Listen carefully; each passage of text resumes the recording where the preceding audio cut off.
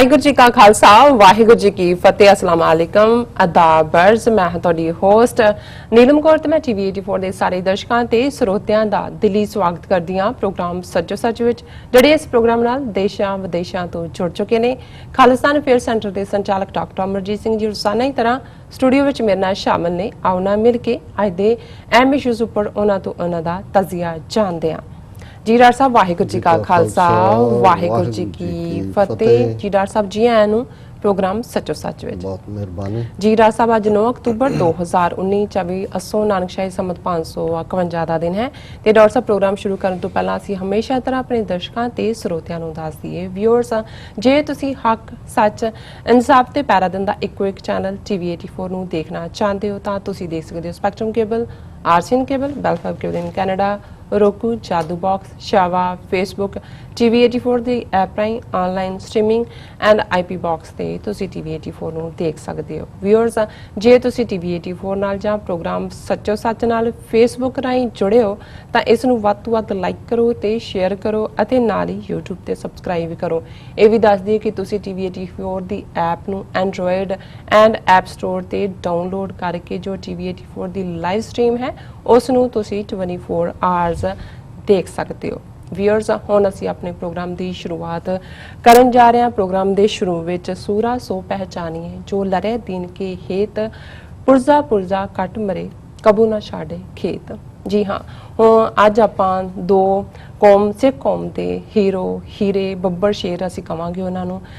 ਸੋ ਭਾਈ ਹਰਜਿੰਦਰ ਸਿੰਘ ਜੰਦਾ ਤੇ ਭਾਈ ਸੁਖਦੇਵ ਸਿੰਘ ਸੁੱਖਾ ਜੀ ਹੋਰਾਂ ਦਾ ਅੱਜ ਸ਼ਹੀਦੀ ਦਿਨ ਹੈ। ਉਹਨਾਂ ਨੂੰ ਸ਼ਹੀਦ ਹੋਇਆ 27 ਵਰੇ ਬੀਤ ਚੁੱਕੇ ਨੇ। ਉਹਨਾਂ ਨੂੰ ਪੁਣੇ ਦੀ ਜੇਲ੍ਹ ਵਿੱਚ ਉਹਨਾਂ ਨੇ ਹੱਸਦਿਆਂ ਹੱਸਦਿਆਂ ਜੋ ਫਾਂਸੀ ਦੇ ਰੱਸੇ ਸਾਨੂੰ ਆਪਣੀ ਗਲ ਦੇ ਵਿੱਚ ਪਾਏ ਸਨ।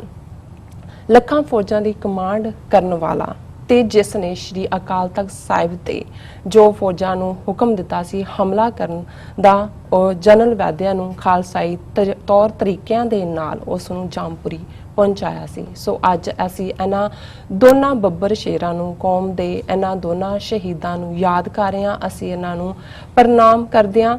ਸੋ ਪਰ ਸਾਡਾ ਪ੍ਰਣਾਮ ਹੈ ਇਹਨਾਂ ਦੋਨਾਂ ਸ਼ਹੀਦਾਂ ਨੂੰ। ਸੋ ਅਸੀਂ ਉਹਨਾਂ ਨੂੰ ਯਾਦ ਕਰਾਂਗੇ, ਡਾਕਟਰ ਸਾਹਿਬ ਕੋਲੋਂ ਉਹਨਾਂ ਦੇ ਵਿਚਾਰ ਪੁੱਛਾਂਗੇ। ਸੋ ਅਸੀਂ ਚਾਹਾਂਗੇ ਕਿ ਤੁਸੀਂ ਸਾਡੇ ਨਾਲ ਇਸੇ ਤਰ੍ਹਾਂ ਹੀ ਜੁੜੇ ਰਹਿਣਾ। ਦੇਖਣ ਸੁਣਨ ਲਈ ਤੁਹਾਡਾ ਸਭ ਦਾ ਬਹੁਤ ਬਹੁਤ ਸ਼ੁਕਰੀਆ। ਜੀ ਡਾਕਟਰ ਸਾਹਿਬ ਕੀ ਕਹਿਣਾ ਚਾਹੋਗੇ? देखो तुसी बिल्कुल ठीक शुरुआत की जी।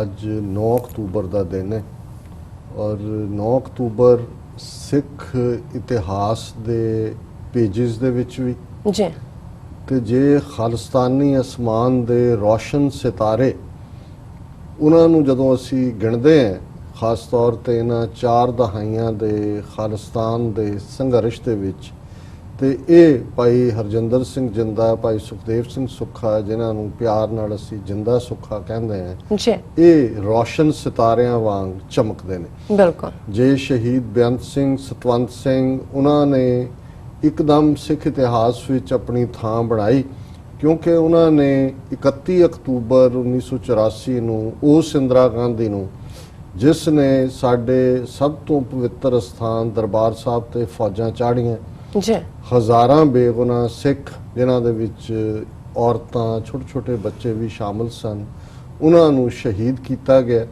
ਔਰ ਉਸ ਇੰਦਰਾ ਗਾਂਧੀ ਨੂੰ 31 ਅਕਤੂਬਰ ਨੂੰ ਭਾਈ ਬੇਅੰਤ ਸਿੰਘ, ਭਾਈ ਸਤਵੰਤ ਸਿੰਘ ਨੇ ਮੌਤ ਦੇ ਘਾਟ ਉਤਾਰ ਕੇ ਇਹ ਦੱਸਿਆ ਕਿ ਅਜੇ ਵੀ 18ਵੀਂ ਸਦੀ ਦੇ ਖਾਲਸੇ ਦੀ ਸਪਿਰਿਟ ਔਰ ਇਤਿਹਾਸ ਇਹ ਜਿਉਂਦਾ ਹੈ ਔਰ ਭਾਈ ਸੁੱਖਾ ਸਿੰਘ, ਮਤਾਬ ਸਿੰਘ ਦੇ ਵਾਰਸਾਂ ਦੀ ਲੜੀ ਅਜੇ ਟੁੱਟੀ ਨਹੀਂ। ਬਿਲਕੁਲ। ਇਸੇ ਤਰ੍ਹਾਂ ਭਾਈ ਹਰਜਿੰਦਰ ਸਿੰਘ ਜੰਦਾ, ਭਾਈ ਸੁਖਦੇਵ ਸਿੰਘ ਸੁੱਖਾ ਉਹ ਬਹਾਦਰ ਯੋਧੇ ਨੇ ਜਿਨ੍ਹਾਂ ਨੇ ਉਸ ਵੇਲੇ ਫੌਜ ਦੇ ਜਰਨਲ ਵੈਦਿਆ, ਜਿਹੜਾ ਕਿ ਬੇਸ਼ੱਕ ਜੂਨੀਅਰ ਸੀ ਕਮਾਂਡ ਦੇ ਵਿੱਚ, ਵੈਸਟਰਨ ਕਮਾਂਡ ਦਾ ਉਸ ਵੇਲੇ ਜਨਰਲ ਸਿਨਹਾ ਸੀਨੀਅਰ ਜਨਰਲ ਸੀ, ਲੈਫਟੀਨੈਂਟ ਜਨਰਲ ਜਿਹਨੇ ਜਰਨਲ ਬਣਨਾ ਸੀ। ਇੰਦਰਾ ਗਾਂਧੀ ਨੇ ਉਹਨੂੰ ਟੋਹ ਕੇ ਦੇਖਿਆ ਕਿ ਇਹ ਦਰਬਾਰ ਸਾਹਿਬ ਤੇ ਹਮਲੇ ਲਈ ਤਿਆਰ ਹੈ ਜਾਂ ਨਹੀਂ। ਉਹਨੇ ਸਾਫ਼ ਨਾ ਕਰ ਦਿੱਤੀ ਕਿ ਉਹਨੇ ਕਿਹਾ ਜੀ ਫੌਜ ਬਾਰਡਰਸ ਦੇ ਉੱਤੇ ਹੁੰਦੀ ਹੈ ਦੇਸ਼ ਨੂੰ ਡਿਫੈਂਡ ਕਰਨ ਲਈ, ਆਪਣੇ ਦੇਸ਼ ਦੇ ਸ਼ਹਿਰੀਆਂ ਨੂੰ ਮਾਰਨ ਲਈ ਨਹੀਂ। ਪਰ ਇਹ ਵੈਦਿਆ ਜਿਹੜਾ ਜੂਨੀਅਰ ਸੀ, ਇਹਨੇ ਕਿਹਾ ਜੀ ਮੈਂ ਜੋ ਤੁਸੀਂ ਕਹੋਗੇ ਕਰਨ ਨੂੰ ਤਿਆਰ ਹੈ। ਸਿਨਹਾ ਨੂੰ ਸੁਪਰਸੀਡ ਕਰਕੇ ਇਹਨੂੰ ਜਨਰਲ ਬਣਾਇਆ ਗਿਆ ਸੀ ਵੈਦਿਆ ਨੂੰ, ਔਰ ਸਿਨਹਾ ਨੇ ਜਿਹੜਾ ਉਹ ਰਿਟਾਇਰਮੈਂਟ ਲੈ ਲਈ ਸੀ। ਉਹ ਜਨਰਲ ਵੈਦਿਆ ਨੇ ਇਹ ਫੌਜ ਦਾ ਕਮਾਂਡਰ ਇਨ ਚੀਫ ਸੀ ਜਿਹਦੀਆਂ ਫੌਜਾਂ ਦਰਬਾਰ ਸਾਹਿਬ ਤੇ ਹਮਲਾਵਰ ਹੋਈਆਂ। ਔਰ ਭਾਈ ਹਰਜਿੰਦਰ ਸਿੰਘ ਜੰਦਾ, ਭਾਈ ਸੁਖਦੇਵ ਸਿੰਘ ਸੁੱਖਾ ਨੇ ਉਸ ਜਨਰਲ ਵੈਦਿਆ ਨੂੰ ਪੂਨਾ ਸ਼ਹਿਰ ਦੇ ਵਿੱਚ ਜਾ ਕੇ ਸਜ਼ਾ ਯਾਫਤਾ ਕੀਤਾ ਔਰ ਇਸ ਗੱਲ ਨੂੰ ਯਕੀਨੀ ਬਣਾਇਆ, ਉਹਦੀ ਵਾਈਫ ਨਾਲ ਸੀ, ਸਿਕਿਉਰਿਟੀ ਗਾਰਡ ਸੀ, ਡਰਾਈਵਰ ਸੀ, ਕਿ ਕਿਸੇ ਹੋਰ ਦੇ ਨੂੰ ਕੋਈ ਝਰੀਟ ਨਾ ਆਏ। ਸੋ ਉਹਨਾਂ ਨੇ ਦੱਸਿਆ ਕਿ ਖਾਲਸਾ ਇਨਸਾਫ ਕੀ ਹੈ, ਜਿੱਥੇ ਭਾਰਤੀ ਫੌਜ ਨੇ ਹਜ਼ਾਰਾਂ ਬੇਗੁਨਾਹ ਮਾਸੂਮ ਬੱਚੇ, ਔਰਤਾਂ, ਬਜ਼ੁਰਗ ਉਹਨਾਂ ਨੂੰ ਜਿਹੜਾ ਮਾਰਿਆ, ਇੱਥੇ ਜਨਰਲ ਵੈਦਿਆ ਨੂੰ ਉਸ ਦੀ ਇਸ ਕਰਤੂਤ ਲਈ ਸਜ਼ਾ ਦਿੱਤੀ ਖਾਲਸੇ ਨੇ। ਔਰ ਅੱਜ ਦੇ ਦਿਨ ਠੀਕ 27 ਸਾਲ ਪਹਿਲਾਂ ਪੂਨਾ ਜੇਲ੍ਹ ਦੇ ਵਿੱਚ ਭਾਈ ਜਿੰਦਾ, ਭਾਈ ਸੁੱਖਾ, ਉਹਨਾਂ ਨੇ ਹੱਸ ਕੇ ਜਿਹੜਾ ਉਹ ਫਾਂਸੀ ਦੇ ਉਹਨਾਂ ਰੱਸਿਆਂ ਨੂੰ ਆਪਣੇ ਗਲ 'ਚ ਪਾਇਆ। ਉਹਨਾਂ ਨੂੰ ਜਦੋਂ ਇਹ ਪੁੱਛਿਆ ਵੀ ਗਿਆ ਕਿ ਵੀ ਤੁਹਾਡੀ ਅਖੀਰਲੀ ਚਾਹਨਾ ਕੀ ਹੈ, ਉਹਨਾਂ ਨੇ ਕਿਹਾ ਜੀ ਅਸੀਂ ਜਲਾਦ ਦਾ ਮੂੰਹ ਮਿੱਠਾ ਕਰਵਾਉਣਾ ਚਾਹੁੰਦੇ ਹਾਂ, ਕਿਉਂਕਿ ਇਹ ਸਾਡਾ ਮੌਤ ਦੀ ਲਾੜੀ ਨਾਲ ਵਿਆਹ ਕਰਵਾ ਰਿਹਾ, ਔਰ ਦੂਸਰਾ ਅਸੀਂ ਜਿਹੜਾ ਆਪਣੇ ਰੱਸੇ ਆਪ ਆਪਣੇ ਗਲ 'ਚ ਪਾਵਾਂਗੇ। ਔਰ ਉਹਨਾਂ ਨੇ ਜਦੋਂ ਆਪਣੇ ਜੇਲ੍ਹ ਦੇ ਸੈੱਲ ਤੋਂ ਉਸ ਮਕਤਲ ਤੱਕ, ਜਿਸ ਨੂੰ ਅਸੀਂ ਜਦੋਂ ਮੈਂ ਇਹ ਹੁਣ ਲਫ਼ਜ਼ ਦੁਹਰਾ ਰਿਹਾ ਤੇ ਮੇਰੇ ਜ਼ਿਹਨ ਦੇ ਵਿੱਚ ਇਹ ਸ਼ੇਅਰ ਜਿਹੜਾ ਪਤਾ ਨਹੀਂ ਇਹ ਕਿਸ ਨੇ ਲਿਖਿਆ, ਪਰ ਇਹ ਹਮੇਸ਼ਾ ਲਈ ਅਮਰ ਹੈ। ਹਰ ਸ਼ਹੀਦ ਦੀ ਯਾਦ ਦਹਾਨੀ ਕਰਦਿਆਂ ਇਹ ਸ਼ੇਅਰ ਸੁਣਾਇਆ ਜਾਂਦਾ ਹੈ कि जिस शान से कोई मक्तल में गया वो शान सलामत रहती है, इस जान की तो कोई बात नहीं, ये जान तो आनी जानी है। तो उन्होंने जिंदे सुखे ने वो शान विखाई, खालिस्तान जिंदाबाद के नारियां नाल उस सैल चों निकले और जिस मस्ती दे नाल उन्होंने उस मौत लाड़ी नूं वरिया, इस नूं कहंदे ने मौत नाल कलोला करना, मौत नाल भी जिहड़ा है वो जोक कीता है। सो ਜ਼ਾਹਰ ਹੈ ਅੱਜ ਉਹਨਾਂ ਦਾ ਸ਼ਹੀਦੀ ਦਿਨ ਹੈ ਔਰ ਅਸੀਂ ਉਹਨਾਂ ਨੂੰ ਜਿੱਥੇ ਯਾਦ ਕਰ ਰਹੇ ਹਾਂ ਉੱਥੇ ਜ਼ਾਹਰ ਹੈ ਉਹ ਸਾਡੇ ਬਹੁਤ ਵੱਡੇ ਨਾਇਕ ਨੇ। ਔਰ ਜਿਵੇਂ ਸਾਡੇ ਬਹੁਤ ਜਿਹੜੇ ਰੈਗੂਲਰ ਵਿਊਅਰ ਨੇ ਮਿਸਟਰ ਉਸਮਾਨ ਤਾਲਬ ਜੀ ਡੈਨਮਾਰਕ ਤੋਂ, ਉਹ ਸਾਨੂੰ ਅਕਸਰ ਲਿਖਦੇ ਨੇ। ਅੱਜ ਉਹਨਾਂ ਦੀ ਲਿਖਤ ਦਾ ਕੰਟੈਕਸਟ ਤਾਂ ਡਿਫਰੈਂਟ ਹੈ, ਪਰ ਕਿਉਂਕਿ ਉਹਨਾਂ ਦੀ ਲਿਖਤ ਦਾ ਹੈਡਿੰਗ ਸੀ heroes and villains of Hindus and Sikhs, ਕਿ ਕਿਵੇਂ ਉਹਨਾਂ ਦੇ ਹੀਰੋ ਵੀ ਡਿਫਰੈਂਟ ਨੇ ਔਰ ਉਹਨਾਂ ਦੇ ਵਿਲਨ ਵੀ ਡਿਫਰੈਂਟ ਨੇ। ਸੋ ਮੈਂ ਇਸ ਨੂੰ ਐਜ਼ ਅ ਟਾਈਟਲ ਚੁਣਿਆ, ਮੈਂ ਇਸ ਨੂੰ ਵੀ ਡਿਸਕਸ ਕਰਾਂਗਾ। ਔਰ ਕਿਵੇਂ ਭਾਈ ਬੇਅੰਤ ਸਿੰਘ, ਭਾਈ ਸਤਵੰਤ ਸਿੰਘ ਔਰ ਭਾਈ ਜਿੰਦਾ ਸੁੱਖਾ, ਭਾਈ ਦਿਲਾਵਰ ਸਿੰਘ, ਭਾਈ ਹਵਾਰਾ ਜਿਹੜੇ ਸਾਡੇ ਹੀਰੋ ਨੇ, ਕਿਵੇਂ ਹਿੰਦੂਆਂ ਦੇ ਉਹ ਵਿਲਨ ਨੇ, ਔਰ ਕਿਵੇਂ ਸਾਡਾ ਇਤਿਹਾਸ ਜਿਹੜਾ ਮਾਣਮੱਤਾ ਇਤਿਹਾਸ ਹੈ ਜਿਹਨੇ ਕਦੇ ਗੁਲਾਮੀ ਨਹੀਂ ਕਬੂਲੀ, ਇਸ ਦੇ ਉਲਟ ਇਹਨਾਂ ਦਾ ਹਜ਼ਾਰਾਂ ਸਾਲਾਂ ਦਾ ਗੁਲਾਮੀ ਦਾ ਜੁੱਤੀਆਂ ਖਾਣ ਦਾ ਇਤਿਹਾਸ ਹੈ। ਔਰ ਅੱਜ ਜਦੋਂ ਇਹਨਾਂ ਦੇ ਹੱਥ ਪੋਲੀਟੀਕਲ ਪਾਵਰ ਆਈ ਹੈ, ਬਾਂਦਰਾਂ ਦੇ ਹੱਥ ਬਨਾਰਸ ਦੀਆਂ ਟੋਪੀਆਂ ਆਈਆਂ ਨੇ, ਇਹ ਕਿਸ ਕਿਸਮ ਦਾ ਜਿਹੜਾ ਵਰਤਾਰਾ ਕਰ ਰਹੇ ਨੇ ਮਾਈਨੋਰਿਟੀਜ਼ ਦੇ ਨਾਲ, ਆਪਣੇ ਲੋਕਾਂ ਦੇ ਨਾਲ ਵੀ, ਸੋ ਕਾਲਡ ਅਨਟੱਚੇਬਲਸ ਦੇ ਨਾਲ, ਉਹ ਵੀ ਅਸੀਂ ਡਿਸਕਸ ਕਰਾਂਗੇ। ਪਰ ਮੈਂ ਕਈ ਵਾਰ ਦੇਖਦਾ ਕਿ ਕੁਝ ਚੀਜ਼ਾਂ ਇੱਕ ਕੋਇਨਸੀਡੈਂਸ ਹੁੰਦੀਆਂ ਜਾਂ ਕੁਦਰਤ ਨੇ ਇਵੇਂ ਬਣਾਈਆਂ ਹੁੰਦੀਆਂ। ਅਸੀਂ ਪਿਛਲੇ ਦਿਨਾਂ 'ਚ ਜ਼ਿਕਰ ਕੀਤਾ ਕਿਵੇਂ ਸਾਡੇ ਸਾਥੀ, ਸਾਡੇ ਦੋਸਤ, ਸਾਡੇ ਭਰਾ ਸਲੀਮ ਮਲਕ ਸਾਹਿਬ ਸਾਨੂੰ ਵਿਛੋੜਾ ਦੇ ਗਏ, ਅਲਵਿਦਾ ਕਹਿ ਗਏ। ਔਰ ਅੱਜ ਹੀ ਕੁਦਰਤੀ ਜਦੋਂ ਅਸੀਂ 9 ਅਕਤੂਬਰ ਦੀ ਗੱਲ ਕਰ ਰਹੇ ਹਾਂ, ਅੱਜ ਹੀ ਉਹਨਾਂ ਦਾ ਅਖੀਰਲਾ ਜਨਾਜ਼ਾ ਉੱਠਿਆ। ਔਰ ਇੱਕ ਮੈਂ ਸਮਝਦਾ ਵੀ ਅੱਜ ਜਦੋਂ ਅਸੀਂ ਸਾਡਾ ਸਿੱਖ ਡੈਲੀਗੇਸ਼ਨ ਜਿਸ ਦੇ ਵਿੱਚ ਪ੍ਰੋਮੀਨੈਂਟ 6-7 ਜਥੇਬੰਦੀਆਂ ਦੇ ਨੁਮਾਇੰਦੇ ਸ਼ਾਮਲ ਸਨ, Islamic centre of Long Island ਜਿੱਥੇ ਉਹਨਾਂ ਦੇ ਮ੍ਰਿਤਕ ਸਰੀਰ ਨੂੰ ਰੱਖਿਆ ਹੋਇਆ ਸੀ, ਉੱਥੇ ਪਹੁੰਚਿਆ ਤੇ ਵੱਡੀ ਗਿਣਤੀ ਦੇ ਵਿੱਚ ਜਿਹੜੇ ਅਲੱਗ-ਅਲੱਗ ਸਾਰੀਆਂ ਜਥੇਬੰਦੀਆਂ, ਭਾਵੇਂ ਉਹਨਾਂ 'ਚ ਉਹ ਵੀ ਹੋਣਗੇ ਜਿਨ੍ਹਾਂ ਨੂੰ ਮਲਕ ਸਾਹਿਬ ਚੈਲੰਜ ਕਰਦੇ ਰਹੇ ਆਪਣੇ ਲਾਈਫ ਟਾਈਮ 'ਚ, ਉਹਨਾਂ ਦੀਆਂ ਅੱਖਾਂ ਵੀ ਨਮ ਸਨ। ਕਿੰਨੇ ਆ ਕੇ ਗਲ ਲੱਗ ਕੇ ਮਿਲੇ ਤੇ ਮੇਰੇ ਮੂੰਹ ਤੋਂ ਇਹੀ ਲਫ਼ਜ਼ ਸੀ ਕਿ ਮੇਰਾ ਭਰਾ ਚਲਾ ਗਿਆ, ਮੇਰਾ ਦੋਸਤ। ਔਰ ਉਹ ਤੁਸੀਂ ਉਸ ਦਰਦ ਨੂੰ ਮਹਿਸੂਸ ਕਰ ਸਕਦੇ ਹੋ ਜਿਵੇਂ ਅੰਗਰੇਜ਼ੀ 'ਚ ਸ਼ੈਲ ਸ਼ੌਕਡ ਕਹਿੰਦੇ ਨੇ, ਕਿ ਪਾਕਿਸਤਾਨੀ ਕਮਿਊਨਿਟੀ ਔਰ ਉਹ ਸਾਰੇ ਜਿਹੜੇ ਕਿ ਬਹੁਤ ਚੰਗੇ ਆਪੋ ਆਪਣੇ ਕਾਰੋਬਾਰਾਂ 'ਚ ਸੈਟਲ ਲੋਕ ਨੇ ਦੂਜੇ, ਪਰ ਇਸ ਫਕੀਰ ਕਿਸਮ ਦੇ ਬੰਦੇ ਨੇ ਜਿਹੜਾ ਜ਼ਿੰਦਗੀ 'ਚ ਸਰਵਾਈਵਲ ਦੀ ਸਟਰਗਲ ਵੀ ਕਰ ਰਿਹਾ ਸੀ, ਪਰ ਹਰ ਇੱਕ ਦੇ ਦੁੱਖ ਸੁੱਖ ਦਾ ਸਾਥੀ। ਔਰ ਕਿਵੇਂ ਉਹਨਾਂ ਨੇ ਹਰ ਇੱਕ ਦੇ ਦਿਲ ਨੂੰ ਛੋਇਆ, ਕਿਵੇਂ ਉਸ ਦਰਦ ਨੂੰ ਹਰ ਇੱਕ ਨੇ ਮਹਿਸੂਸ ਕੀਤਾ। ਔਰ ਅਸੀਂ ਜਦੋਂ ਕਿ ਉਹਨਾਂ ਦਾ ਅਖੀਰਲਾ ਦੀਦਾਰ ਵੀ ਕੀਤਾ ਤੇ ਇਵੇਂ ਹੀ ਸੀ ਜਿਵੇਂ ਕਿ ਇੱਕ ਬੇਚੈਨ ਰੂਹ ਹੁੰਦੀ ਹੈ। ਔਰ ਜਿਹੜੇ ਲੋਕ ਕ੍ਰੀਏਟਿਵ ਹੁੰਦੇ ਨੇ ਦੁਨੀਆ ਦੇ ਵਿੱਚ, ਐਕਟਿਵਿਸਟ ਹੁੰਦੇ ਨੇ, ਉਹ ਚੈਨ 'ਚ ਨਹੀਂ ਹੁੰਦੇ ਜੀ। ਉਹਨਾਂ ਨੂੰ ਕੁਛ ਨਾ ਕੁਛ ਬੇਚੈਨ ਕਰ ਰਿਹਾ ਹੁੰਦਾ, ਉਹ ਤਬਦੀਲੀ ਚਾਹ ਰਹੇ ਹੁੰਦੇ ਨੇ। ਔਰ ਜ਼ਾਹਰ ਹੈ ਕਿ ਔਰ ਤਬਦੀਲੀ 'ਚ ਕੋਈ ਕੌਮ ਦਾ ਵਕਾਰ, ਕੌਮ ਦੀ ਬਿਹਤਰੀ ਚਾਹ ਰਹੇ ਹੁੰਦੇ ਨੇ। ਔਰ 200 ਤੋਂ ਜ਼ਿਆਦਾ ਮੈਸੇजेस ਜਿਹੜੇ ਸਾਡੇ ਉਹ ਸੈਗਮੈਂਟ ਤੇ ਨੇ, ਉਹਦੇ 'ਚ ਸਾਡੇ ਇੱਕ ਵੀਰ ਨੇ ਇੱਕ ਸ਼ੇਅਰ ਉਹਨਾਂ ਦੇ ਪਰਥਾਏ ਲਿਖ ਕੇ ਭੇਜਿਆ, ਜਿਹੜਾ ਮੈਂ शेयर करना चाहता है। एक अजब चाल चल गया रास्ता, चलते चलते बदल गया रास्ता, आसमां था मेरी निगाहों में, पाँव से निकल गया रास्ता। कि तुसी चल रहे हो मंजिल वल और तुहाडी ज़हन दे विच आसमान है कि तुसी आसमान नूं छूहना है, तुहाडी कौम बुलंदियां नूं छूहे, तुहाडा मुल्क बुलंदियां ते जाए और तुसी उस नूं ज़हन च रख के तुर रहे हो। पर पता ही नहीं लगा कि कदों जिहड़ा ਉਹ ਰਸਤਾ ਜਿਹੜਾ ਪੈਰਾਂ ਥੱਲੋਂ ਨਿਕਲ ਗਿਆ। ਵੈਦਰ ਰੱਬ ਨੂੰ ਮਿਲਣ ਦੀ ਇਹ ਮੰਜ਼ਿਲ ਵੀ ਹੈ ਜਿਸ ਨੂੰ ਅੱਜ ਜਦੋਂ ਮੌਲਵੀ ਸਾਹਿਬ ਉੱਥੇ ਆਪਣਾ ਦੇ ਰਹੇ ਸੀ ਖੁਤਬਾ ਇਹ ਸਾਰੇ ਦੇ ਉੱਤੇ, ਤੇ ਮੈਂ ਮੇਰੇ ਨਾਲ ਸਾਡੀ ਸਾਰੀ ਟੀਮ, ਅਮਰਵੀਰ ਸਿੰਘ, ਇਸ਼ਪ੍ਰੀਤ ਸਿੰਘ, ਡਾਕਟਰ ਰਣਜੀਤ ਸਿੰਘ, ਇਹ ਸਾਰੇ ਵੀ ਸਨ TV 84 ਦੇ। ਤੇ ਮੈਂ ਇਸ਼ਪ੍ਰੀਤ ਨੂੰ ਰਾਹ ਚਾਹੁੰਦਿਆਂ ਪੁੱਛ ਰਿਹਾ ਸੀ, ਮੈਂ ਕਿਹਾ ਵੀ ਜਿਹੜਾ ਮੌਲਵੀ ਸਾਹਿਬ ਨੇ ਕਿਹਾ ਉਹ ਤੁਹਾਨੂੰ ਸਮਝ ਆਇਆ? ਕੀ ਕਿਹਾ ਉਹਨਾਂ ਨੇ?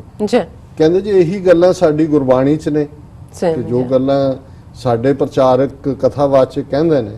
ਮੈਂ ਕਿਹਾ ਇਹੀ ਹਕੀਕਤ ਹੈ, ਲੇਕਿਨ ਇਹਦੇ ਬਾਵਜੂਦ ਅਸੀਂ ਇਸ ਹਕੀਕਤ ਨੂੰ ਮੰਨਣ ਨੂੰ ਤਿਆਰ ਨਹੀਂ ਕਿ ਜੀਵਨ ਦਾ ਅਲਟੀਮੇਟ ਐਂਡ ਹੈ। ਰੱਬ ਨੇ ਕਦੋਂ ਭੇਜਣਾ ਹੈ, ਕਦੋਂ ਸੱਦ ਲੈਣਾ ਹੈ, ਇਹ ਰੱਬ ਦੀ ਮਰਜ਼ੀ ਹੈ। ਸਾਡਾ ਫਰਜ਼ ਹੈ ਕਿ ਅਸੀਂ ਇਨਸਾਨੀਅਤ ਨੂੰ ਪਿਆਰ ਕਰਦੇ ਹਾਂ, ਦੁਨੀਆ ਦੀ ਬਿਹਤਰੀ ਲਈ ਕੁਛ ਨਾ ਕੁਛ ਕਰੀਏ। ਔਰ ਜ਼ਾਹਰ ਹੈ ਕਿ ਜਦੋਂ ਉਹ ਇਹ ਕਹਿ ਰਹੇ ਸਨ ਤੇ ਮੇਰੇ ਮਨ 'ਚ ਕਬੀਰ ਬੀਚਕ ਗ੍ਰੰਥ ਦਾ ਉਹ ਕਬੀਰ ਸਾਹਿਬ ਦਾ ਸ਼ਲੋਕ ਆ ਰਿਹਾ ਸੀ। ਕਬੀਰ ਜਬ ਤੂੰ ਆਇਆ ਜਗਤ ਮੇਂ, ਜਗ ਹੱਸੇ ਤੂੰ ਰੋਏ, ਐਸੀ ਕਰਨੀ ਕਰ ਚਲੋ ਤੂੰ ਹੰਸੇ ਜਗ ਰੋਏ। ਕਿ ਔਰ ਇਹੀ ਉਹ ਇੰਟਰਪ੍ਰੇਟ ਕਰ ਰਹੇ ਸੀ ਕਿ ਭਾਈ ਜਦੋਂ ਬੱਚਾ ਬੱਚੀ ਪੈਦਾ ਹੋ ਰਿਹਾ ਹੁੰਦਾ, ਜਦੋਂ ਤੱਕ ਉਹ ਚੀਕ ਨਾ ਮਾਰੇ, ਰੋਏ ਨਾ, ਉਦੋਂ ਤੱਕ ਜਦੋਂ ਚੀਕ ਮਾਰਦਾ ਰੋਂਦਾ ਬੱਚਾ ਉਦੋਂ ਹੁੰਦਾ ਮੁਬਾਰਕ। ਔਰ ਦੂਸਰਾ ਕਿ ਭਾਈ ਇਹਦੇ ਸਾਹ ਚੱਲ ਰਹੇ ਨੇ। ਸੋ ਜ਼ਾਹਰ ਹੈ ਕਿ ਜਿਹੜਾ ਸਫ਼ਰ ਚੀਕ ਦੇ ਨਾਲ ਸ਼ੁਰੂ ਹੁੰਦਾ, ਜ਼ਾਹਰ ਹੈ ਕਿ ਜਦੋਂ ਉਹ ਤੁਰਦਾ ਤੇ ਉਸ ਦੀ ਜ਼ਿੰਦਗੀ ਇਸ ਕਿਸਮ ਦੀ ਹੋਏ ਕਿ ਉਹ ਹੱਸ ਰਿਹਾ ਹੋਏ ਕਿ ਉਹ ਰੱਬ ਦੇ ਦਰਬਾਰ ਜਾ ਰਿਹਾ ਔਰ ਉਸਨੇ ਆਪਣੇ ਜੀਵਨ ਦੇ ਵਿੱਚ ਹਰ ਇੱਕ ਦੇ ਬੁੱਲਾਂ ਤੇ ਜਿਹੜਾ ਮੁਸਕਰਾਹਟ ਲਿਆਉਣ ਦੀ ਕੋਸ਼ਿਸ਼ ਕੀਤੀ ਹੈ। ਔਰ ਇਸ ਭਾਵਨਾ ਦੇ ਨਾਲ ਕਿ ਆਪਣਾ ਜੀਵਨ ਆਪਣੇ ਵੱਲੋਂ ਗੁਜ਼ਾਰੇ ਕਿ ਕੋਈ ਭਲਾ ਹੋਏ ਔਰ ਦੁਨੀਆ ਦੀਆਂ ਅੱਖਾਂ ਨਮ ਹੋਣ ਕਿ ਭਾਈ ਇੱਕ ਸਾਡਾ ਪਿਆਰਾ ਸਾਥੋਂ ਵਿਛੜ ਗਿਆ। ਔਰ ਮੈਂ ਦੇਖ ਰਿਹਾ ਕਿ ਜਿਹੜਾ ਸਪੌਂਟੇਨੀਅਸ ਪੋਰਿੰਗ ਆਫ ਲਵ ਹੈ, ਬਹੁਤ ਪਪੂਲਰ ਪੰਜਾਬੀ ਦਾ ਅਖਬਾਰ ਹੈ ਸਾਡੇ ਲੋਕ, ਕੈਲੀਫੋਰਨੀਆ ਤੋਂ ਵੀਰ ਸਤਨਾਮ ਸਿੰਘ ਉਸ ਨੂੰ ਰਨ ਕਰਦੇ ਨੇ। ਔਰ ਮੈਂ ਤਾਂ ਜਸਟ ਜਿਵੇਂ ਇੱਕ ਇਨਫੋਰਮੇਸ਼ਨ ਦੇ ਤੌਰ ਤੇ ਜਿਹੜਾ ਸੈਗਮੈਂਟ ਅਸੀਂ ਮਲਕ ਸਾਹਿਬ ਦੀ ਯਾਦ ਕੀਤਾ ਸਾਰਿਆਂ ਨੂੰ ਭੇਜਿਆ। ਉਹਨਾਂ ਨੇ ਆਪਣੀ ਅਖਬਾਰ ਦੇ ਵਿੱਚ ਫੁੱਲ ਟ੍ਰਿਬਿਊਟ ਮਲਕ ਸਾਹਿਬ ਨੂੰ ਉਹਨਾਂ ਦੀ ਪਿਕਚਰ ਲਾ ਕੇ ਔਰ ਦਰਸ਼ਕ ਸਕਰੀਨ ਦੇ ਉੱਤੇ ਦੇਖ ਸਕਦੇ ਨੇ। ਔਰ ਜਿਹੜੀ ਸ਼ਬਦਾਵਲੀ ਉਹਨਾਂ ਨੇ ਅਲਫਾਜ਼ ਲਿਖੇ ਨੇ ਮਲਕ ਸਾਹਿਬ ਦੇ ਲਈ, ਉਹ ਜੇ ਤੁਸੀਂ ਪੜ੍ਹਦੇ ਹੋ ਤੇ ਇਹ ਉਹਨਾਂ ਨੂੰ ਇੱਕ ਯਾਦ ਵੀ ਹੋਏਗੀ ਕਿ ਜੋ ਉਹਨਾਂ ਨੇ ਕੰਮ ਕੀਤਾ ਹੈ ਉਹ ਅਣਗੌਲਿਆ ਨਹੀਂ ਹੈ। ਕਿਵੇਂ ਹਰ ਇੱਕ ਨੂੰ ਉਹਨੇ ਟੱਚ ਕੀਤਾ ਹੈ ਔਰ ਕਿਵੇਂ ਆਪਣੀ ਕੌਮ ਚੋਂ ਵੀ ਮੈਂ ਦੇਖ ਰਿਹਾ ਕੱਲ ਦਾ ਫੋਨਾਂ ਦਾ ਸਿਲਸਿਲਾ, ਹਰ ਇੱਕ ਨੇ ਇਹ ਮਹਿਸੂਸ ਕੀਤਾ ਕਿ ਜਿਵੇਂ ਉਹਨਾਂ ਦਾ ਆਪਣਾ ਕੋਈ ਚਲਾ ਗਿਆ ਹੈ। ਸੋ ਇਹ ਹੈ ਜਦੋਂ ਤੁਸੀਂ ਜ਼ਿੰਦਗੀ ਦਾ ਸਫਲ ਹੋਣਾ ਦੇਖਦੇ ਹੋ ਕਿ ਜ਼ਿੰਦਗੀ 'ਚ ਸੱਚਮੁੱਚ ਤੁਸੀਂ ਕੁਝ ਐਸਾ ਕੀਤਾ ਜਿਸ ਨੂੰ ਹਰ ਇੱਕ ਨੇ ਸਰਾਹਿਆ ਤੇ ਉਹ ਅੱਜ ਦੇ ਉਸ ਇਕੱਠ ਤੋਂ ਉਹ ਨਮ ਅੱਖਾਂ। ਔਰ ਜਿਵੇਂ ਮੈਂ ਕਿਹਾ ਕਿ ਬੇਸ਼ੱਕ ਹਰ ਕ੍ਰੀਏਟਿਵ ਇਨਸਾਨ ਬੇਚੈਨ ਹੁੰਦਾ, ਪਰ ਉਹਨਾਂ ਦਾ ਅਖੀਰਲਾ ਦੀਦਾਰ ਇਵੇਂ ਸੀ ਕਿ ਜਿਵੇਂ ਜਗਾ ਕੇ ਸੁੱਤੇ ਵੀਰਾਂ ਨੂੰ ਕਿ ਉਹ ਆਪ ਗੂੜੀ ਨੀਂਦ 'ਚ ਸੌਂ ਗਏ ਨੇ ਕਿ ਭਾਈ ਮੈਂ ਆਪਣਾ ਕੰਮ ਕਰ ਦਿੱਤਾ ਔਰ ਹੁਣ ਤੁਸੀਂ ਦੇਖੋ ਕਿ ਭਾਈ ਇਸ ਸਾਰੀ ਗੱਲ ਨੂੰ ਅੱਗੇ ਕਿੱਧਰ ਨੂੰ ਲੈ ਕੇ ਜਾਣੇ। ਜੀ। ਸੋ ਤੁਸੀਂ ਉਹਨਾਂ ਨੂੰ ਜਿਹੜੀ ਟ੍ਰਿਬਿਊਟ ਸਾਡੇ ਲੋਕ ਦੇ ਵੀਰ ਸਤਨਾਮ ਸਿੰਘ ਹੋਰਾਂ ਨੇ ਦਿੱਤੀ ਹੈ ਜੀ, ਉਹ ਜ਼ਰਾ ਬਿਲਕੁਲ। ਸ਼ੇਅਰ ਕਰ ਦਿਓ। ਲਿਖਦੇ ਨੇ, ਸਿੱਖ ਹੱਕਾਂ ਲਈ ਦ੍ਰਿੜਤਾ ਨਾਲ ਲੜਨ ਵਾਲਾ ਅਮਰੀਕਾ ਵਿੱਚ ਸਿੱਖਾਂ ਦਾ ਜਿਗਰੀ ਦੋਸਤ ਭਰਾ ਜਨਾਬ ਸਲੀਮ ਅਹਿਮਦ ਮਲਿਕ ਸਦਾ ਲਈ ਅਲਵਿਦਾ ਕਹਿ ਕੇ ਚਲਾ ਗਿਆ। ਨਿਊਯਾਰਕ, ਪੂਰੀ ਦੁਨੀਆ ਦੇ ਸਿੱਖਾਂ ਵਿੱਚ, ਕਸ਼ਮੀਰੀਆਂ ਤੇ ਪਾਕਿਸਤਾਨੀਆਂ ਵਿੱਚ ਉਸ ਸਮੇਂ ਗਮਾਂ ਦੀ ਲਹਿਰ ਦੌੜ ਗਈ ਜਦੋਂ ਇਹ ਪਤਾ ਲੱਗਾ ਕਿ ਸਿੱਖ ਹੱਕਾਂ ਅਤੇ ਕਸ਼ਮੀਰੀਆਂ ਲਈ ਦ੍ਰਿੜਤਾ ਨਾਲ ਲੜਨ ਵਾਲਾ ਅਮਰੀਕਾ ਵਿੱਚ ਸਿੱਖਾਂ ਦਾ ਜਿਗਰੀ ਦੋਸਤ ਭਰਾ ਜਨਾਬ ਸਲੀਮ ਅਹਿਮਦ ਮਲਿਕ ਸਦਾ ਲਈ ਅਲਵਿਦਾ ਕਹਿ ਕੇ ਚਲਾ ਗਿਆ। ਮਲਿਕ ਸਾਹਿਬ ਹਮੇਸ਼ਾ ਹੀ ਟੀਵੀ 84 ਉੱਪਰ ਕੌਮ ਦੀ ਮਹਾਨ ਸ਼ਖਸੀਅਤ ਡਾਕਟਰ ਅਮਰਜੀਤ ਸਿੰਘ ਜੀ ਨਾਲ ਸਿੱਖ ਅਤੇ ਕਸ਼ਮੀਰੀ ਮੁੱਦਿਆਂ ਉੱਪਰ ਹਮੇਸ਼ਾ ਹੀ ਸਰਕਾਰਾਂ ਨੂੰ ਕੰਬਣੀ ਛੇੜ ਦੇਣ ਵਾਲੀ ਦ੍ਰਿੜਤਾ ਨਾਲ ਗੱਲਬਾਤ ਕਰਦੇ ਸਨ। ਭਾਈ ਸਾਹਿਬ ਜਨਾਬ ਸਲੀਮ ਅਹਿਮਦ ਮਲਿਕ ਦੇ ਅਚਾਨਕ ਚਲੇ ਜਾਣ ਨਾਲ ਪੂਰੀ ਦੁਨੀਆ 'ਚ ਵਸ ਰਹੇ ਸਿੱਖਾਂ ਅਤੇ ਕਸ਼ਮੀਰੀਆਂ ਨੂੰ ਨਾ ਪੂਰਾ ਹੋਣ ਵਾਲਾ ਘਾਟਾ ਪਿਆ। ਭਾਵੇਂ ਮਲਿਕ ਸਾਹਿਬ ਬੇਵਕਤ ਛੱਡ ਕੇ ਚਲੇ ਗਏ, ਪਰ ਉਹਨਾਂ ਦੀਆਂ ਮਿੱਠੀਆਂ ਯਾਦਾਂ ਹਮੇਸ਼ਾ ਸਾਡੇ ਦਿਲਾਂ 'ਚ ਰਹਿਣਗੀਆਂ। ਅਸੀਂ ਅਕਾਲ ਪੁਰਖ ਖੁਦਾ ਦੇ ਚਰਨਾਂ 'ਚ ਅਰਦਾਸ ਕਰਦੇ ਹਾਂ ਕਿ ਰੱਬ ਉਹਨਾਂ ਨੂੰ ਆਪਣੇ ਚਰਨਾਂ 'ਚ ਨਿਵਾਸ ਬਖਸ਼ੇ ਅਤੇ ਪਰਿਵਾਰ ਨੂੰ ਭਾਣਾ ਮੰਨਣ ਦਾ ਬਲ ਦੇਵੇ।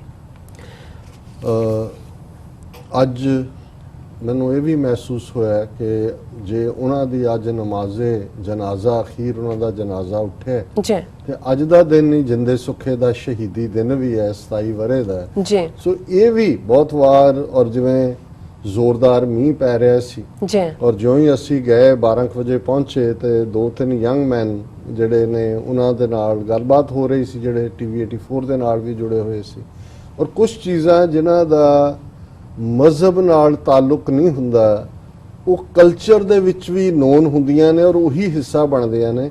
ਉਹਨਾਂ ਨੇ ਜ਼ੋਰਦਾਰ ਮੀਂਹ ਸੀ, ਉਹਨਾਂ ਨੇ ਕਿਹਾ ਜੀ ਸਾਡੇ ਤਾਂ ਇਲਾਕੇ 'ਚ ਇਹ ਕਹਿੰਦੇ ਨੇ ਕਿ ਭਾਈ ਜਦੋਂ ਕੋਈ ਬਹੁਤ ਭਲਾ ਇਨਸਾਨ ਚਲਾ ਜਾਏ ਜਾਂ ਕੋਈ ਬਹੁਤ ਧੱਕਾ ਹੋ ਜਾਏ, ਜ਼ਬਰ ਹੋਏ, ਨਾ ਸਹਿਣ ਵਾਲਾ ਜਵਾਨ ਕੋਈ ਜਾਏ ਤੇ ਉਦੋਂ ਫਿਰ ਕੁਦਰਤ ਵੀ ਰੋਂਦੀ ਹੈ। ਤੇ ਮੈਨੂੰ ਇੱਕਦਮ ਖਿਆਲ ਆਇਆ ਵੀ ਇਹੀ ਗੱਲਾਂ ਤਾਂ ਸਾਡੇ ਵੀ ਕਰਦੇ ਹੁੰਦੇ ਸੀ ਕਿ ਭਾਈ ਜਿਹਦਾ ਤੁਸੀਂ ਕ੍ਰੀਮੇਟ ਕਰਕੇ ਆਏ ਹੋ ਜੇ ਵਾਪਸ ਮੁੜਦੇ ਆ ਥੋੜਾ ਜਿਹਾ ਵੀ ਬੂੰਦਾਬਾਂਦੀ ਹੋ ਜਾਏ ਜਾਣ ਤੋਂ ਪਹਿਲਾਂ ਮੀਂਹ ਹੋਏ ਤੇ ਕਹਿੰਦੇ ਸੀ ਕਿ ਭਾਈ ਇਹ ਤਾਂ ਕੁਦਰਤ ਵੀ ਰੋ ਰਹੀ ਹੈ ਕਿ ਬਈ ਇੱਕ ਬੰਦਾ ਚਲਾ ਗਿਆ।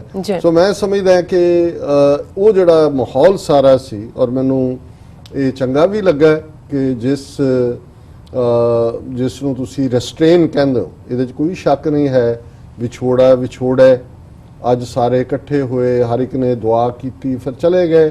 ਅਲਟੀਮੇਟਲੀ ਉਹਨਾਂ ਦੀ ਅਹਿਲੀਆ ਉਹਨਾਂ ਦੇ ਬੱਚੇ ਉਹੀ ਨੇ ਜਿਨ੍ਹਾਂ ਨੇ ਅਲਟੀਮੇਟਲੀ ਇਸ ਭਾਰ ਨੂੰ ਚੁੱਕਣਾ। ਪਰ ਫਿਰ ਵੀ ਕਮਿਊਨਿਟੀ ਜਦੋਂ ਇਕੱਠੀ ਹੁੰਦੀ ਹੈ, ਜਦੋਂ ਉਸ ਸਾਰੇ ਦੇ ਨਾਲ ਤੁਸੀਂ ਪਰਿਵਾਰ ਦੇ ਨਾਲ ਹਮਦਰਦੀ ਦਾ ਇਜ਼ਹਾਰ ਕਰਦੇ ਹੋ ਔਰ ਜ਼ਾਹਰ ਹੈ ਕਿ ਜਦੋਂ ਨਮਾਜ਼ ਵੀ ਪੜ੍ਹੀ ਜਾਂਦੀ ਹੈ ਜਿਸ ਅੰਦਾਜ਼ ਸਾਰੇ ਬੈਠਦੇ ਨੇ ਇੱਕੋ ਹੀ ਸਫ ਦੇ ਵਿੱਚ ਤੇ ਫਿਰ ਅਲਾਮਾ ਇਕਬਾਲ ਦੇ ਇਹ ਲਫ਼ਜ਼ ਨੇ कि एक ही सफ़ में खड़े हो गए सब महमूदो आज़ फिर ना कोई बंदा रहा ना बंदा निवाज कि सारिਆਂ ਦੀ ਬਰਾਬਰੀ। ਔਰ ਇੱਕ ਗੱਲ ਜ਼ਾਹਰਾ ਤੌਰ ਤੇ ਜਿਹੜੀ ਯਾਦ ਵੀ ਕਰਵਾਈ ਜਾਂਦੀ ਹੈ ਕਿ ਭਾਵੇਂ ਉਹ ਸਿਕੰਦਰ ਮਰਿਆ ਜਾਂ ਚੰਗੇਜ਼ ਖਾਨ ਮਰਿਆ ਜਾਂ ਕੋਈ ਹੋਰ ਵੱਡੇ ਅਖੀਰ ਵੇਲੇ ਉਹਨਾਂ ਦਾ ਹੁੰਦਾ ਸੀ ਕਿ ਸਾਡੇ ਹੱਥ ਕਫਨ ਚੋਂ ਬਾਹਰ ਕੱਢ ਦਿਓ ਔਰ ਜੋ ਸੋਨੇ ਚਾਂਦੀ ਅਸੀਂ ਲੁੱਟੇ ਨੇ ਉਹਨਾਂ ਦੀ ਨਮਾਇਸ਼ ਲਾ ਦਿਓ, ਪਰ ਨਾਲ ਹੀ ਇਹ ਦੱਸ ਦਿਓ ਕਿ ਖਾਲੀ ਹੱਥ ਦੱਸ ਰਹੇ ਹੁੰਦੇ ਨੇ ਕਿ ਭਾਈ ਜੋ ਇਸ ਸੰਸਾਰ ਦੇ ਵਿੱਚ ਆਇਆ ਉਸਨੇ ਖਾਲੀ ਹੱਥ ਜਾਣਾ। ਔਰ ਇਨੇ ਬਾਦਸ਼ਾਹ ਵੀ ਜਿਹੜੇ ਨੇ ਉਹ ਅਲਟੀਮੇਟਲੀ ਖਾਲੀ ਹੱਥ ਗਏ। ਪਰ ਇਹ ਵੀ ਕੁਝ ਕੁਦਰਤ ਦਾ ਇਸ ਨੂੰ ਤੁਸੀਂ ਪਰਦਾ ਕਹੋ, ਇੱਕ ਤਾਂ ਕ੍ਰਿਸ਼ਮਾ, ਇੱਕ ਪਰਦਾ ਜਿਸ ਨੂੰ ਗੁਰੂ ਤੇਗ ਬਹਾਦਰ ਸਾਹਿਬ ਨੇ ਫਰਮਾਇਆ ਸਾਧੋ ਰਚਨਾ ਰਾਮ ਬਣਾਈ ਇੱਕ ਬਿਨਸੈ ਇੱਕ ਅਸਥਿਰ ਮਾਨੈ ਅਚਰਜ ਲਖਿਓ ਨਾ ਜਾਏ। ਕਿ ਜਿਹੜਾ ਮੋਸਟ ਸਰਪ੍ਰਾਈਜ਼ ਐਲੀਮੈਂਟ ਹੈ, ਹੈਰਾਨੀ ਕਰਨ ਵਾਲੀ ਗੱਲ ਹੈ, ਕ੍ਰੀਏਸ਼ਨ ਸਾਰੀ ਹੈ ਭਲੇ ਲੋਕੋ ਸਾਧੋ ਰਚਨਾ ਰਾਮ ਬਣਾਈ। ਉਸ ਰੱਬ ਨੇ ਜਿਹੜਾ ਰਵਿਆ ਹੋਇਆ ਹਰ ਇੱਕ ਦੇ ਵਿੱਚ, ਕ੍ਰੀਏਟਰ ਨੇ ਇਹ ਸਾਰੀ ਕ੍ਰੀਏਸ਼ਨ ਕੀਤੀ ਹੈ। ਇੱਕ ਬਿਨਸੈ, ਇੱਕ ਮਰ ਰਿਹਾ, ਇੱਕ ਜਾ ਰਿਹਾ, ਹੁਣ ਦੂਸਰਾ ਦੇਖ ਰਿਹਾ ਹੈ। ਅਸੀਂ ਵੀ ਜਦੋਂ ਉਸ ਮਾਹੌਲ 'ਚ ਸੀ ਸਾਨੂੰ ਲੱਗਦਾ ਸੀ ਕਿਹਦੇ ਨਾਲ ਵੈਰ, ਕਿਹਦੇ ਨਾਲ ਵਿਰੋਧ, ਕਿਉਂ ਨਫ਼ਰਤ ਦੀ ਕੀ ਥਾਂ ਹੈ, ਕਿਉਂ ਹਸਦ, ਕਿਉਂ ਈਰਖਾ। ਲੇਕਿਨ ਜਿਉਂ ਹੀ ਤੁਸੀਂ ਉੱਥੋਂ ਨਿਕਲਦੇ ਹੋ ਉਸ ਮਾਹੌਲ, ਇੱਕ ਬਿਨਸੈ, ਇੱਕ ਅਸਥਿਰ ਮਨ ਹੈ। ਦੂਜਾ ਜਿਹੜਾ ਹੈ, ਉਹ ਨਾਲ ਖੜਾ ਸਮਝ ਰਿਹਾ ਵੀ ਇਹ ਚਲਾ ਗਿਆ, ਮੈਂ ਨਹੀਂ ਜਾਣਾ, ਮੈਂ ਨਹੀਂ ਜਾਣਾ, ਅਚਰਜ ਲਖਿਓ ਨਾ ਜਾਏ।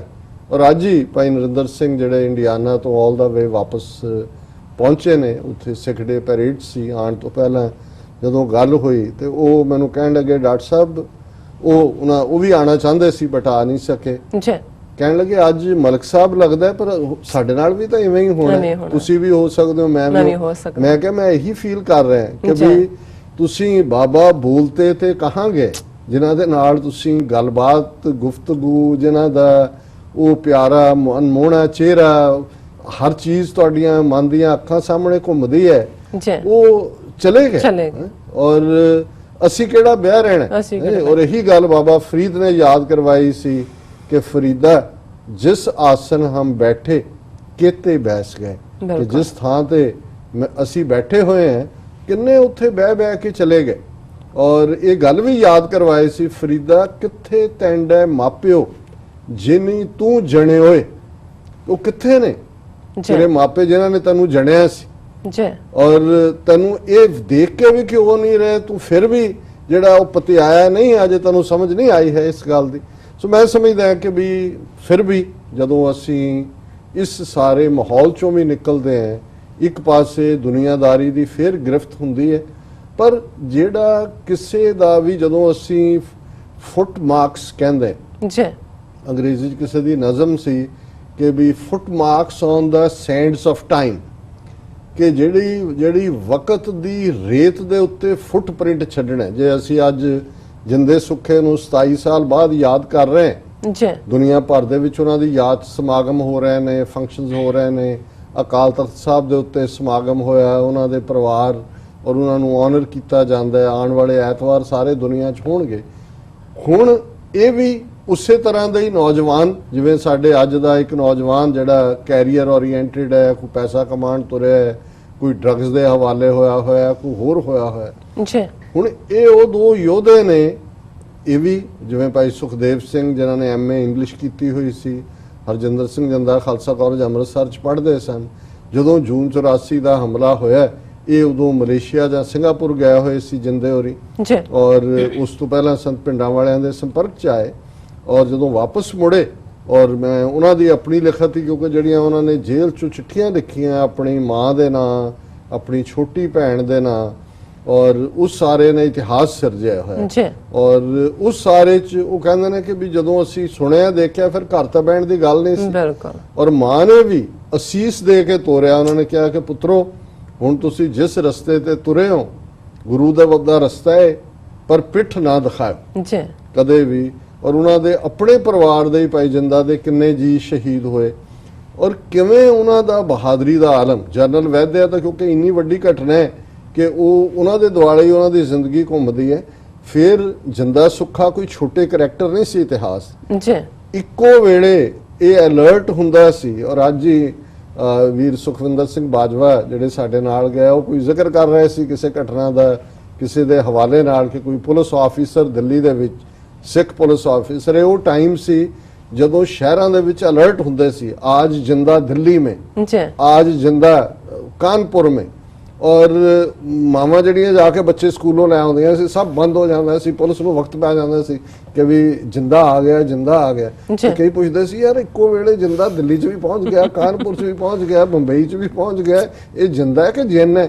ਜਿੱਥੇ ਜਾਂਦਾ ਉੱਥੇ ਪਹੁੰਚ ਜਾਂਦਾ ਹੈ। ਇੰਨਾ ਖੌਫ ਸੀ। ਜੋ ਉਸ ਪੁਲਿਸ ਆਫੀਸਰ ਦੇ ਹਵਾਲੇ ਨਾਲ ਗੱਲ ਕਰ ਰਹੇ ਸੀ ਕਿ ਉਹਨੇ ਆਪਣੀ ਜਿਹੜੇ ਇੰਸਪੈਕਟਰ ਸੀ ਤੇ ਉਹ ਜਿਹੜੇ ਸਬਆਰਡੀਨੇਟ ਸੀ ਉਹਨਾਂ ਨੂੰ ਕਿਹਾ ਕਿ ਵੀ ਮੇਰੇ ਤਾਂ 3 ਬੱਚੇ ਨੇ ਭਾਈ ਛੋਟੇ ਛੋਟੇ, ਮੈਂ ਤਾਂ ਨਹੀਂ ਮਰਨਾ। ਤੁਸੀਂ ਉਹ ਕਹਿੰਦੇ ਹਰਿਆਣੇ ਦੇ ਜਾਟ, ਉਹ ਕਹਿੰਦਾ ਨਾ ਸਰਦਾਰ जी हमारे भी छोटे छोटे छोरे हैं, हम नहीं मरे, कहीं गाड़ी ला लो पास से, जिंदा निकल जाए यहाँ से, हाँ हम नहीं सामने होंगे। तो एक खौफ दा आलम भी सी और एक प्राइड भी सी सिखां दी। ਇਹਦੇ 'ਚ ਕੋਈ ਸ਼ੱਕ ਨਹੀਂ ਹੈ ਕਿ ਜਿੱਥੇ ਜਿੱਥੇ ਵੀ ਸਿੱਖ ਬੈਠੇ ਸੀ ਉਹਨਾਂ ਨੂੰ ਸੀ ਕਿ ਵੀ ਤੁਸੀਂ ਤਾਂ ਫੌਜਾਂ ਚਾੜ ਕੇ ਸਾਡਾ ਅਕਾਲ ਤਖਤ ਢਾ ਕੇ ਸਮਝਿਆ ਸੀ ਕਿ ਸਿੱਖਾਂ ਨੂੰ ਸਬਕ ਸਿਖਾ ਦਿੱਤਾ ਹੈ ਕਿ ਆਓ ਮੈਦਾਨ 'ਚ। ਔਰ ਜਿੰਦੇ ਹੋਰਾਂ ਨੇ ਚੁਣ ਕੇ ਦਿੱਲੀ ਦੇ ਵਿੱਚ, ਜਿਨ੍ਹਾਂ ਨੇ ਨਵੰਬਰ 84 ਦੀ ਨਸਲਕੁਸ਼ੀ ਕੀਤੀ, ਉਹ ਲਲਿਤ ਮਾਕਨ ਹੋਏ, ਉਹਦੀ ਘਰਵਾਲੀ ਹੋਏ, ਕਾਨਪੁਰ ਦਾ MLA ਜਿਹਨੇ ਸਿੱਖ ਪੀੜਾਂ, ਇਹਨਾਂ ਨੇ ਕੋਈ, ਕਿਉਂਕਿ ਜਨਰਲ ਵੈਦਿਆ ਤੱਕ ਤਾਂ ਇੱਕ ਨਾਮ ਮਹਿਦੂਦ ਹੋ ਗਿਆ, ਪਰ ਇਹਨਾਂ ਨੇ ਬਹੁਤ ਵੱਡੀ ਸੇਵਾ ਕੀਤੀ ਹੈ ਜੀ। ਔਰ ਜਿਹੜਾ ਉਹਨਾਂ ਦਾ ਸਫ਼ਰ ਸੀ ਜ਼ਿੰਦਗੀ ਦਾ ਤਾਂ ਸੀ ਜੇਲ੍ਹ ਦੇ ਵਿੱਚ, ਜਦੋਂ ਧੋਖੇ ਦੇ ਨਾਲ ਮੁਖਬਰੀ 'ਚ ਦਿੱਲੀ ਦੇ ਵਿੱਚ ਜਦੋਂ ਉਹ ਇਹਨਾਂ ਦੀ ਹਿਰਾਸਤ ਦੇ ਵਿੱਚ ਆਏ। ਔਰ ਬਹੁਤ ਵਾਰ ਮੈਂ ਇਹ ਕਹਿੰਦਾ ਹਾਂ ਕਿ ਵੀ ਆਪਣੇ ਤਾਂ ਅਸੀਂ ਆਪਣੇ ਨਾਇਕਾਂ ਨੂੰ ਐਡਮਾਇਰ ਕਰਦੇ ਹਾਂ, ਔਰ ਜਿਵੇਂ ਉਹਨਾਂ ਨੇ ਲਿਖਿਆ ਕਿ ਵੀ ਹਰ ਕੌਮ ਦੇ ਆਪਣੇ ਹੀਰੋ ਨੇ। ਬਿਲਕੁਲ। ਔਰ ਜਿਹੜੇ ਤੁਹਾਡੇ ਹੀਰੋ ਨੇ, ਜਿਵੇਂ ਅਮਰੀਕਾ 'ਚ ਕਹਿੰਦੇ ਨੇ ਕਿ one's freedom fighter is other's terrorist, ਜਾਂ other's terrorist is one other man's freedom ਹੈ। ਇੱਕ ਜਿਹਨੂੰ ਦਹਿਸ਼ਤਗਰਦ ਕਹਿੰਦਾ, ਦੂਜੇ ਦਾ ਉਹ ਨਾਇਕ ਹੈ। ਹੁਣ ਜਦੋਂ ਅਸੀਂ ਇਸ ਪਾਸੇ ਦੀ ਗੱਲ ਕਰਦੇ ਹਾਂ ਕਿ ਭਾਈ ਕਿਵੇਂ ਸਾਡੇ ਨਾਇਕ, ਉਹ ਸੰਤ ਜਰਨੈਲ ਸਿੰਘ ਖਾਲਸਾ ਪਿੰਡਾਂ ਵਾਲੇ ਹੋਣ, ਜਨਰਲ ਸੁਬੇਗ ਸਿੰਘ ਹੋਣ, ਭਾਈ ਅਮਰੀਕ ਸਿੰਘ ਹੋਣ, ਜਿਨ੍ਹਾਂ ਨੇ ਜੂਨ 84 ਦੇ ਪਹਿਲੇ ਹਫਤੇ ਜੂਝ ਕੇ ਸ਼ਹੀਦੀ ਪਾਈ, ਅਕਾਲ ਤਖਤ ਨੂੰ ਡਿਫੈਂਡ ਕਰਦੇ ਹਾਂ। ਉਹਨਾਂ ਦੀਆਂ ਤਸਵੀਰਾਂ ਅਸੀਂ ਆਪਣੇ ਲਾਇਬ੍ਰੇਰੀਆਂ ਚ ਲਾਈਆਂ, ਘਰਾਂ ਚ ਲਾਈਆਂ।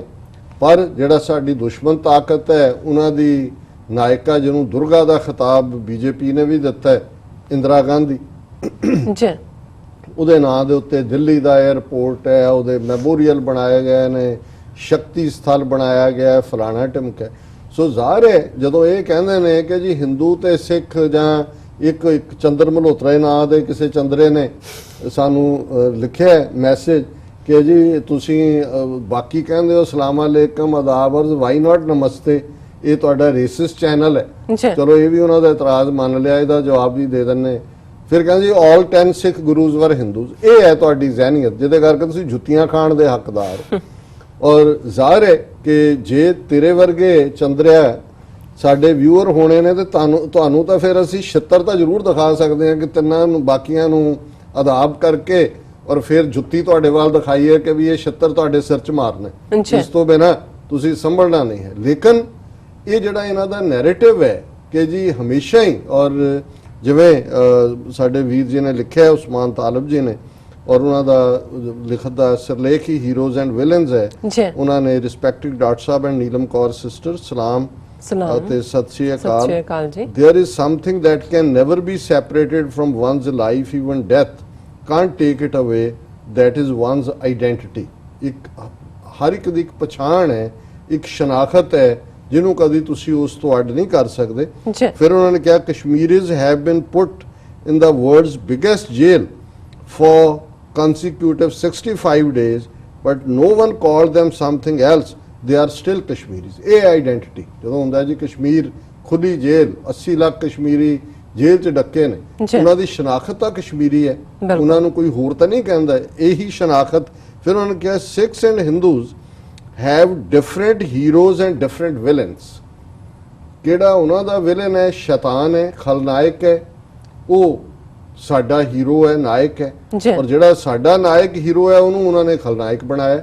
ਉਹਨਾਂ ਨੇ ਜਿਹੜੇ ਆਜ਼ਾਦੀ ਪਸੰਦ ਸਿੱਖ, ਜਿਨ੍ਹਾਂ ਨੇ 1 ਲੱਖ ਤੋਂ ਜ਼ਿਆਦਾ ਕੁਰਬਾਨੀਆਂ ਦਿੱਤੀਆਂ ਨੇ, ਜਿਨ੍ਹਾਂ ਨੂੰ ਅਸੀਂ ਆਪਣੇ ਯੋਧੇ, ਨਾਇਕ, ਸੂਰਬੀਰ, ਖਾਲਿਸਤਾਨੀ ਗਗਨ ਦੇ ਰੋਸ਼ਨ ਸਿਤਾਰੇ, ਬਹਾਦਰ ਸਿੰਘ, ਬੱਬਰ ਸ਼ੇਰ, ਇਹ ਸਾਰੇ ਖਿਤਾਬ ਦਿੰਦੇ।